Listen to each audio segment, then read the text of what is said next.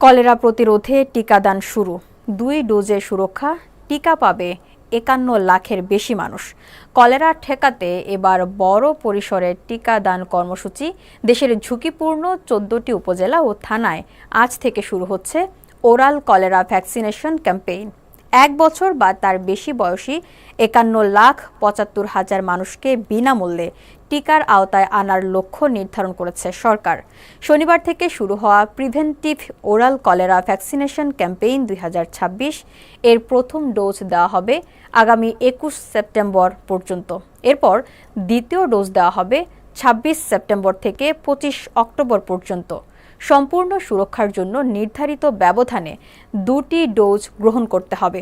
বৃহস্পতিবার সকালে ঢাকা দক্ষিণ সিটি কর্পোরেশনের অডিটোরিয়ামে এই কর্মসূচির আনুষ্ঠানিক উদ্বোধন করেন স্বাস্থ্য ও পরিবার কল্যাণমন্ত্রী সরদার মোহাম্মদ সাখাওয়াত হোসেন। একই সঙ্গে রাজধানীর তেজগাঁওয়ে আরেকটি কর্মসূচির মাধ্যমে ক্যাম্পেইনের উদ্বোধন করেন স্বাস্থ্য প্রতিমন্ত্রী ডক্টর এম.এ. মুহিত। কর্মসূচির আওতায় 1 বছর বা তার বেশি বয়সী সব নাগরিককে বিনামূল্যে টিকা দেওয়া হবে। তবে গর্ভবতী নারীরা এই টিকাদানের আওতায় থাকছেন না। প্রতিদিন সকাল 8টা থেকে বিকেল 5টা পর্যন্ত নির্ধারিত কেন্দ্রগুলোতে টিকা খাওয়ানো হবে।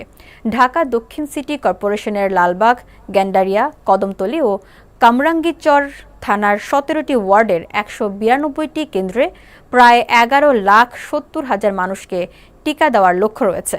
এছাড়া ঢাকা উত্তর সিটি কর্পোরেশনের শেরেবাংলা নগর, খিলক্ষেত ও তেজগাঁও এবং মুন্সিগঞ্জ, কিশোরগঞ্জ, নারায়ণগঞ্জ ও ব্রাহ্মণবাড়িয়ার নির্দিষ্ট এলাকাতেও চলবে এই কর্মসূচি।